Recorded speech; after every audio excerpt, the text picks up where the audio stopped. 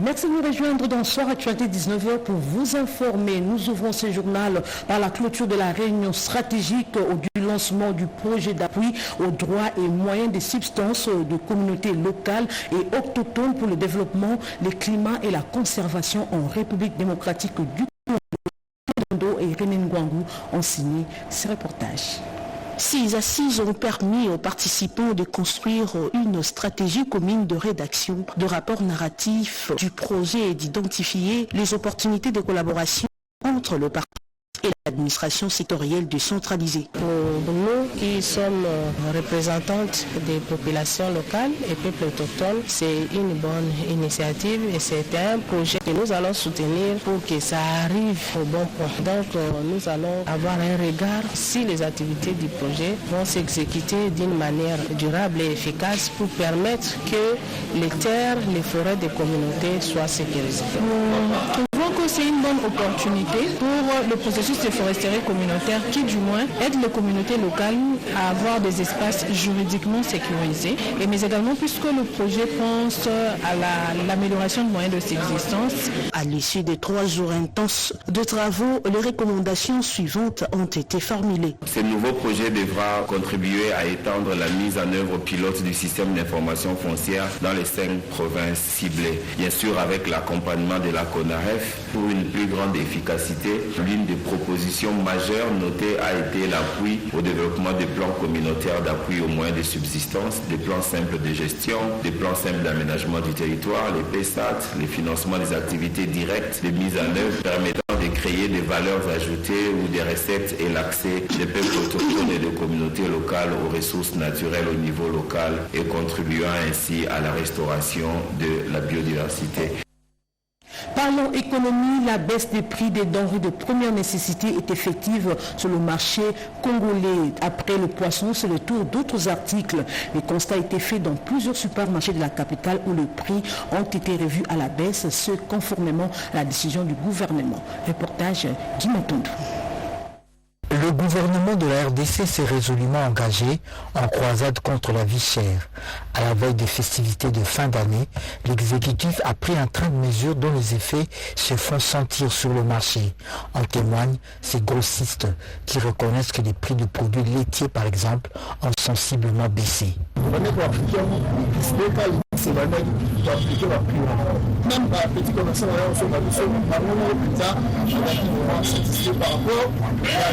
des prix qui appliquent dès que le gouvernement est ceux qui les détaillants aussi font le même constat. par rapport à la sogime bakitisi biso ko salini to kitisi le sepeli makasi na ndenge moi réduction oyo basali bandi pe ko se retrouver na ndenge tozali ko teka. Notre ronde dans les grandes surfaces nous a amené à faire le constat de cette baisse de prix. Il y a le sucre par exemple qui était à 22 350 francs, quelque chose comme ça, et maintenant là c'est à 15 700 francs. Le riz qui était peut-être par exemple à 30 500 et maintenant là c'est à 22 000 francs. Donc il y a la réduction de 10, 15, 20%, voire même 50% aussi. Par exemple, le riz Jasmine, les Zaki n'a pris à 87 000 francs congolais, ça qui a dit pour l'on. Mais si ils ont la valeur à 62 000 francs. Le gouvernement avait donné l'ordre à ce que le prix soit baissé par rapport à l'exonération à la TVA, la valeur ajoutée. Et aujourd'hui, nous avons vu l'effectivité de cette baisse-là. Un ballon d'oxygène pour les ménages congolais qui se sentent soulagés par des mesures du gouvernement exonérant de taxes de certains produits de base comme le maïs, le sucre, le poisson et autres volailles. Vous le savez, les opérateurs économiques ont réellement respecté les instructions du gouvernement sur la baisse des prix des denrées de première nécessité sur le marché congolais. Un autre constat a été fait également par nos reporters dans quelques chambres froides de la capitale Chimendondo et Dieu merci Kanza. Sous l'impulsion du chef de l'État, Félix-Antoine Tshisekedi Tshilombo, avec la coordination de la première ministre Judith Suminwa Tuluka, du vice-premier ministre, ministre de l'économie nationale, Daniel Mukoko Samba, les prix des denrées alimentaires et autres produits de première nécessité connaissent une baisse sur le marché. Cette réalité est visible à la chambre froide GMK Fozen au quartier Kingabois dans la commune de Limete qui attire les mondes. Et premièrement, je veux dire merci au président de la République, parce que GMK, il est les premières sociétés qui ont baissé le prix des vivres frais. Le M, le S, le BSS, le SPS, vraiment les prix sont vraiment abordables. Et je fais vraiment un coup de chapeau à GMK et un coup de chapeau à notre président de la République, Fatih Béton. Cette baisse des prix a permis aux acheteurs clients de ces différentes chambres froides de bien passer le fête de Nouvel An 2025 à de bonnes conditions. Je remercie d'abord le chef de l'État, le président Fatih Béton.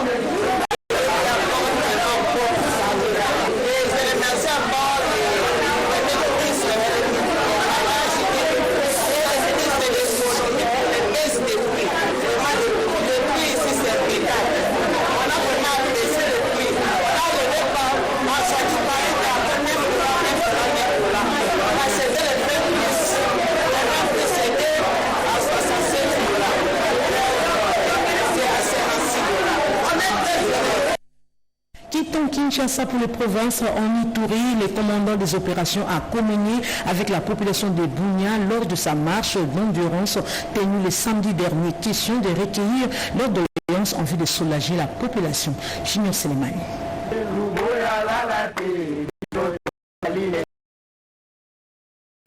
Le commandant militaire de l'Ituri, le lieutenant général Luboyanka Chamadjouni et son équipe ont repris leur marche d'endurance physique dans les rues et avenues des quartiers périphériques de la ville de Bunia. L'asphalte est au comble durant cette période de l'état de siège, ce qui justifie ces échanges. Des informations sécuritaires ont été partagées au numéro 1 de l'Ituri.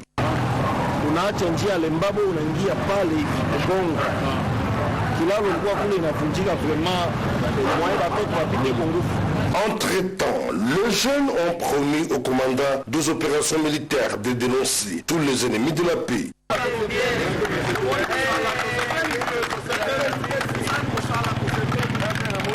La restauration de l'autorité de l'État en province de l'Ituri dans l'ensemble est le souhait ardent du chef de l'État, commandant suprême de FARDC et de la PNC, Félix Antoine Tshisekedi Tshilombo. Ici, en Ituri, c'est le lieutenant général Luboyanka Chamadjouni qui matérialise sans faille cette mission ici, avec dévouement. Et puis sachez que la province de l'Ituri vient de se doter d'un nouveau plan d'action provincial biannuel pour la mise en œuvre effective de la masculinité positive. Ce nouveau document a été élaboré et présenté par les experts en genre et en développement communautaire. C'était au cours d'un atelier organisé par la cellule technique mixte de la masculinité positive, nous dit Eric Kabamba.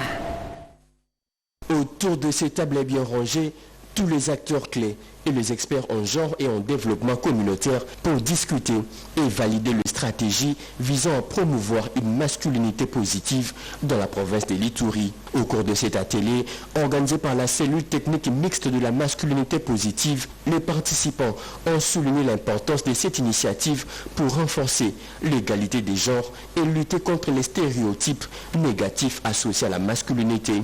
La coordonnatrice nationale Safi Julienne, qui a ouvert ses travaux, a exprimé sa gratitude envers tous les partenaires et participants pour leur engagement et leur contribution à cette noble cause. Elle a également souligné que ces plans d'action provincial est un pas crucial vers la réalisation d'une société plus équitable et inclusive. Elle a aussi insisté sur la nécessité de continuer à sensibiliser et à éduquer les communautés sur le bienfait d'une masculinité positive pour le développement harmonieux de la société. Cet atelier marque une étape importante dans la promotion de la masculinité positive en Ituri et constitue un modèle à suivre pour d'autres provinces du pays. Au Kasaï central, par contre, les administrateurs du territoire ont reçu des jeeps de marque Land Cruiser, dont du chef de l'État, pour assurer leur mobilité. La cérémonie des remises de ces engins a été présidée par les vice-gouverneurs de cette province.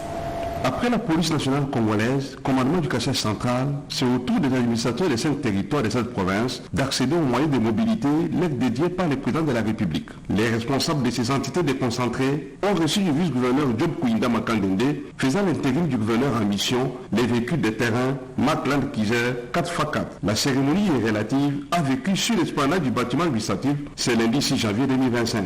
Cette dotation du chef de l'État vise à faciliter la mobilité de ces administrateurs des territoires, à améliorer les services vis-à-vis des administrés, notamment dans les cas des itinérances. À l'occasion, le gouverneur intérimaire du Cassage central, qui dans son allocution a remercié l'administration centrale pour cette dotation, a également invité les bénéficiaires à affecter ces engins aux fins pour lesquels ils sont remis. Ces véhicules ne vous sont pas donnés pour l'usage commercial. On commence à croiser les véhicules des territoires avec des passagers commerçants à bord et à ce moment-là, vous allez rencontrer la province dans votre chemin. Au nom de son Excellence, Monsieur le gouverneur de province, nous vous remettons ces véhicules et nous espérons que vous allez les gérer en bon père de famille. Pour leur part, les administrateurs des territoires ont traduit leur joie et reconnaissance à l'endroit du chef de l'État pour la collaboration avec les dirigeants du Cassage central. L'un d'eux souligne avoir perçu clairement l'interpellation du pouvoir public provincial pour le bon usage de ces engins roulants. Les territoires jouent un grand rôle pour la stabilité de la sécurité de la province. Avec ces DIP, nous avons la mobilité facile. Nous allons faire notre travail. Nous remercions sincèrement le président de la République parce qu'il a valorisé la territoriale. Nous allons faire de sorte que ces véhicules puissent rendre service au territoire et que ça puisse y durer le plus longtemps possible. Présent cette remise, l'inspecteur principal de la territoriale a indiqué avoir un œil regardant sur la gestion rationnelle de ces véhicules, c'est devant les administrateurs des territoires plus près de leur population. Comment décongestionner le trafic de la frontière de Kasumbalesa et fluidifier le trafic international? C'est l'essentiel de l'entretien entre la délégation congolaise conduite par le gouverneur du Haut-Katanga et la partie zambienne conduite par le ministre du Commerce et Industrie. Reportage. Au cours de cette rencontre, les deux parties représentées respectivement côté congolais par le gouverneur du Haut-Katanga, Jacques Ablakatoué, accompagné de la ministre provinciale de l'économie et transport, Lorraine Zoussamba Kazadi, et la délégation zambienne par le ministre du Commerce et Industrie, Chipoka Molenga, se sont réunis à Tchilila-Bomboué ce samedi 11 janvier 2025. Ensemble, ils ont abordé la question de la gestion de la frontière de Kasumbalesa, où depuis 2 semaines, il s'observe des longues files de camions de plus de 50 km du côté zambien. Les chefs des deux délégations ont relevé qu'étant donné que la gestion de cette frontière est commune, il est impérieux que des solutions à court et à long terme soient trouvées pour faciliter la fluidité du trafic international. Une série de mesures a été arrêtée, dont le passage de 500 tracts par jour, a dit le gouverneur Jacques Ablakatoué. Nous œuvrons déjà pour que 500 tracts puissent traverser en procédure d'urgence. Cela par jour pendant 7 jours. Là, c'est en procédure d'urgence. On appelle ça l'enlèvement d'urgence pour que les formalités douanières soient faites au niveau des entrepôts. Le ministre zambien du Commerce et Industrie, Chipoka Molenga, a au nom de son gouvernement encouragé le gouvernement congolais dans ses démarches de modernisation de la douane tout en appréciant son engagement à accélérer les processus de désengorgement des douanes. À son retour, le chef de l'exécutif provincial Jacques Ablakatoué a réuni les membres de l'ordre opérationnel associés à ceux du Conseil de sécurité pour les sensibiliser à observer strictement les engagements pris pour désengorger les routes zambiennes et congolaises. Suivons à présent l'inspection des travaux de construction d'un micro-barrage à Ndilo. Nous sommes là dans la province du Lualaba. Aussitôt alerté sur les travaux de construction d'un micro-barrage sur la rivière Lou, perturbant ainsi le bon fonctionnement des machines des centrales hydroélectriques de la SNEL, Ndilo et Seke, dans la province du Lualaba, une délégation de membres du cabinet du ministre des Ressources hydrauliques et électricité, accompagné du directeur régional de la SNEL Sud, ingénieur Jean-Marie Mutombongoï, est descendu jeudi 9 janvier 2025 à Nzilo, où cette mission d'inspection a fait un constat amer. Dodo Ngendo, directeur du transport de l'électricité de la SNEL, explique. nous fonctionnons à charge réduite. Donc cela nous fait pratiquement un déficit de 200 MW. On nous avait renseigné qu'il y avait des activités qui se faisaient sur les affluents qui alimentent le cours d'eau de nos centrales. L'un de ces affluents, c'est la rivière Lune. On a obstrué totalement cette rivière. Maintenant, nous allons remonter l'information pour comprendre si les entreprises qui travaillent ici, ils ont dû obtenir auprès des autorités compétentes toutes les autorisations possibles. Après ces constats malheureux, des travaux en cours en Tseke qui impactent négativement sur la production de la SNEL dans la ville de Kolwezi et ses environs, cette délégation de Kinshasa, toujours accompagnée des responsables de la SNEL région sud et de la SNEL Kolwezi, sont allés visiter les entreprises minières qui enregistrent des difficultés dans la fourniture du courant électrique de la SNEL. Question de trouver ensemble des solutions urgentes. Au Congo central, précisément à Matadi, la route de caravane à l'entrée de Banama est en train d'être réhabilitée et modernisée par l'agence des grands travaux de cette province. Pierre Mbousaïdi pour les précisions. L'exécutif provincial du Congo central, piloté par le gouverneur Grace Nkwanga Manswangi Bilolo, s'engage à redorer l'image routière et les blasons infrastructurels ternis de cette province. Fort de cette ferme volonté républicaine avérée, le gouverneur Bilolo a confié à l'agence des travaux publics du Congo central, ATPKC que dirige maître Patine Touzoua Makengedi, l'exécution de plusieurs chantiers avec les travaux de modernisation et de reconstruction de certaines voiries urbaines, sans oublier la construction des routes de dessert agricole au Congo central profond. Parmi ces chantiers qui s'exécutent de jour comme de nuit, figure en bonne place celui de l'avenue Sucrière dans la commune de Nzanza, communément appelée par les Matadiens route Tenga-Tenga, à cause de son relief accidenté qui serpente diverses têtes d'érosion. Dans ces chantiers, l'ATPKC exécute les travaux de redimensionnement de la chaussée, la canalisation des voies d'évacuation d'eau, l'électrification de la centaine de lampadaires, la construction des escaliers de secours avec plusieurs marches, sans oublier d'autres travaux connexes à même de hisser cette artère aux normes et standards internationaux reconnus dans le code de la route de la République démocratique du Congo. La vision du chef de l'État, son excellence Félix-Antoine Tshisekedi Tshilombo, régnant en province par le gouvernement de province grâce nous a été donné la charge de réhabiliter et de construire des chaussées dans la province. Et là, nous sommes dans le chantier Tenga que nous sommes en train de finir, que nous avons commencé il y a 2 semaines. Il convient de souligner que la route Tenga-Tenga, qui a une longueur d'1,5 km avec une largeur de près de 6 mètres, traverse plusieurs cellules et quartiers de la commune de Nzanza. Elle va du rond-point de cette municipalité matadienne en passant devant la maison communale pour traverser le célèbre camp Banana, longer l'érosion artisane afin de faire jonction avec la route de caravane vers l'ITP Matadi et la cellule Baobab jusqu'au rond-point Belvédère. Enseignement supérieur universitaire, le recteur de l'université Kwango vient de procéder au lancement des activités académiques de l'année 2024-2025 pour les nouveaux étudiants inscrits. C'est un nouveau départ axé sur la formation et la pertinence. Reportage.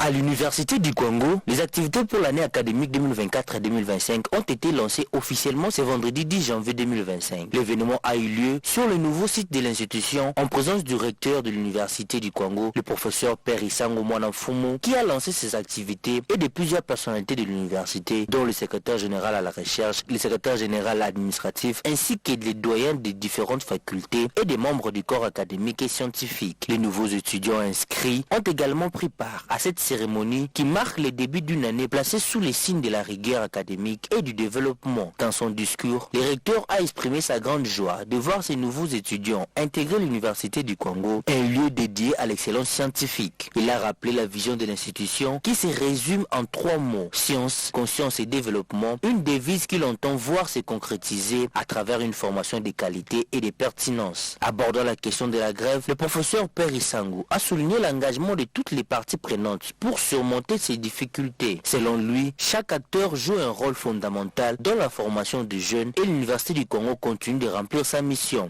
C'est pas nous qui répondons à la grève, c'est le gouvernement. Voilà, chacun joue sa partition. Il n'y a pas des étudiants. Ils ont monté des bonnes volontés, ils sont venus. Donc la main dans la main, tous ensemble, le gouvernement et nous qui gérons les maintenus de service. C'est ensemble que nous devons lever ce défi de la formation des jeunes. Le secrétaire général à la recherche, le chef de travaux Sylvain Kouyungana, a pris la parole pour présenter les différentes structures de l'université en détaillant leur fonctionnement et leurs objectifs. Il a également invité les étudiants à respecter les autorités académiques et à participer activement à la préservation du patrimoine de l'université. L'événement se poursuivit par une visite guidée du nouveau site de l'université. Ces moments de communion a permis aux étudiants de découvrir les infrastructures modernes mises à leur disposition et de se familiariser avec leur futur environnement d'apprentissage. Dans ce secteur de l'enseignement supérieur universitaire, les recteurs de l'université de Kinshasa, le docteur Kayembe, a échangé avec les nouveaux étudiants. De quoi était-il question? La réponse dans ce reportage. Quoi de plus normal que de commencer sa première année à l'université par une prière de consécration au divin? Comme le démontrent ces images, la salle du chapiteau de l'université de Kinshasa a été prise d'assaut par ces nouveaux venus dans le monde de l'enseignement supérieur et universitaire, des responsables des confessions religieuses et l'ensemble du corps enseignant. Un accueil chaleureux pour ces étudiants. C'est de prendre au sérieux et de prendre en considération le peu de mots que le recteur nous a adressés, d'éveiller leur esprit, de porter à nous un esprit d'éveil, un esprit de combattant, afin de faire la fierté de la grande université du. Le recteur Jean-Marie Kayembe Ntumba en a appelé à un climat de cohésion pour une cohabitation. Consacrer toute une année à Dieu, c'est la chose la plus importante pour que nous soient facilités nos projets, nos différentes ambitions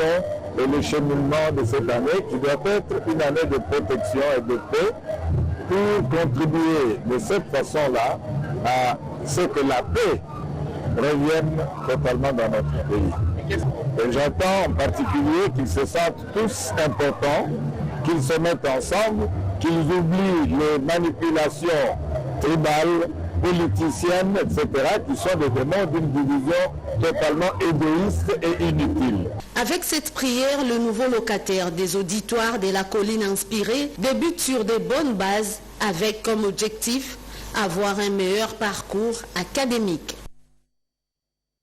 L'éducation de la population sur les valeurs patriotes au cœur de l'échange au cours d'une journée d'échange et de sensibilisation organisée à Kinshasa par les députés provinciaux Mpontouéné, une occasion pour cet élu provincial de partager des vivres et des non-vivres à sa base. Rodépanda nous en dit plus.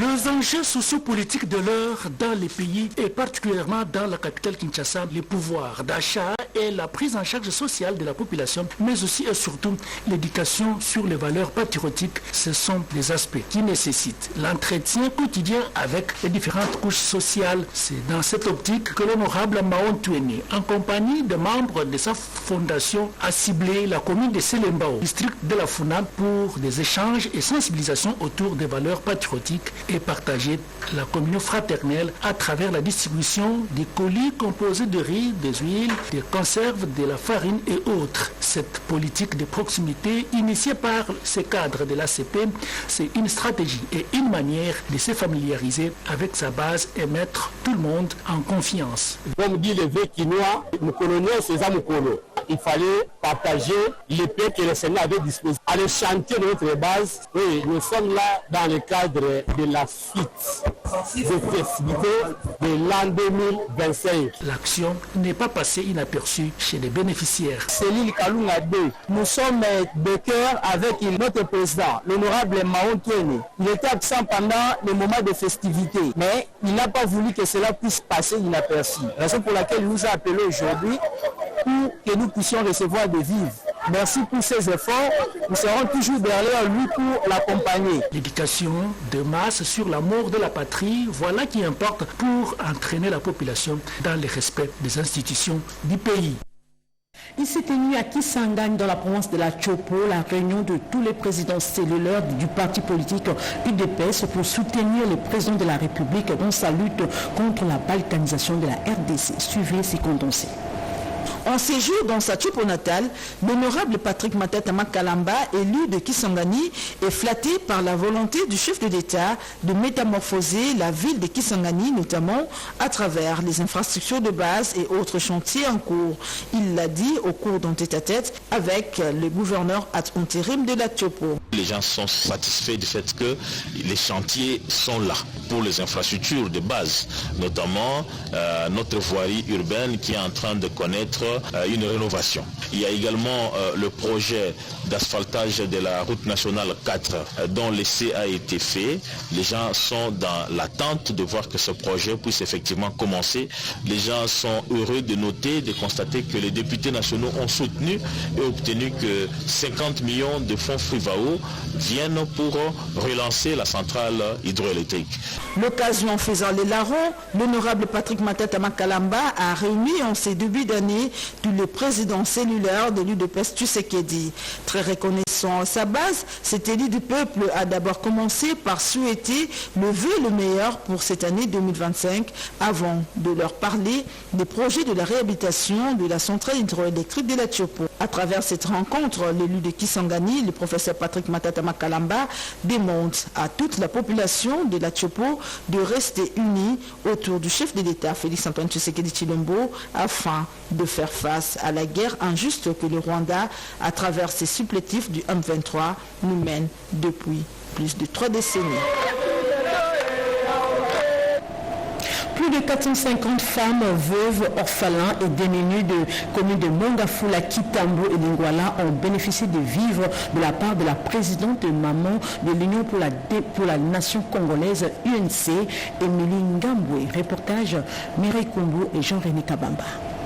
L'Union pour la nation congolaise, à travers la présidente de Mama, Émilie Ngambwe-Loufou, s'est fixée pour objectif de redonner le sourire aux démunis, orphelins et veuves. Elle a procédé à la remise des vivres constitués du riz, poulet, boîtes de tomates à cette catégorie de personnes vulnérables. Elles étaient exactement 150 pour chaque commune, Mongafula, Kitambo et Lingwala. Je suis dans la joie parce que tout ce qu'on avait dit, on l'avait parlé, on a réalisé tout ça. On avait commencé dans la commune de Mongafula, ensuite on a fait dans la commune de Kitambo et puis la suite c'était la commune de Lingwala. On nous a fait confiance, en tout cas je suis très satisfaite. Les bénéficiaires ont salué ces gestes qui s'alignent aux prescrits des Saintes Écritures selon lesquels il faut venir en aide aux prochains. Nous sommes vraiment très contents que Maman Émilie a fait pour nous, les jeunes, et nos mamans aussi. En tout cas, je vous félicite vraiment, Maman Émilie. Ce geste de Maman Émilie Ngambwe est salué par les mamans qui ont reçu en premier lieu le poulet et en second lieu, elles recevront l'argent pour créer une activité génératrice de revenus. Et pour boucler complètement ce journal, un nouveau centre de santé ultramoderne spécialisé en chirurgie endoscopique a ouvert ses portes à Kinshasa. Il porte le nom de son pourvoyeur, le docteur Kangudia. La cérémonie a été présidée par le ministre provincial de la Santé.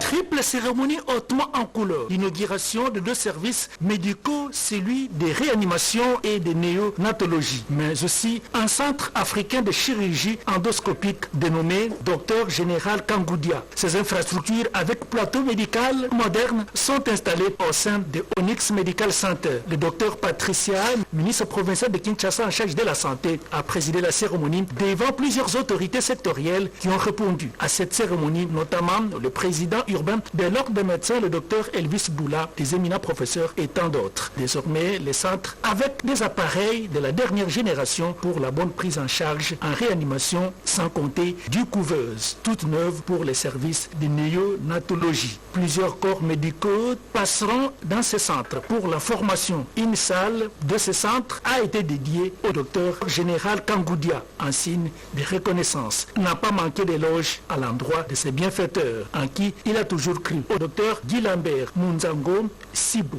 Par ailleurs, le docteur Micheline Kweme, médecin directeur, a remercié les managers généraux pour la mise en place de ce bijou qui a pour mission de soigner, guérir, prévenir et former. Le président urbain de l'Ordre des médecins a remercié à son tour le docteur Munzango Sibo pour la réalisation de cette œuvre mise à la disposition de plus de 15 000 médecins qui regorgent la ville de Kinshasa. Ce centre, il faut le dire, vient en appui à la vision du chef de l'État Félix-Antoine Tshisekedi Tshilombo dans le cadre de la couverture santé universelle.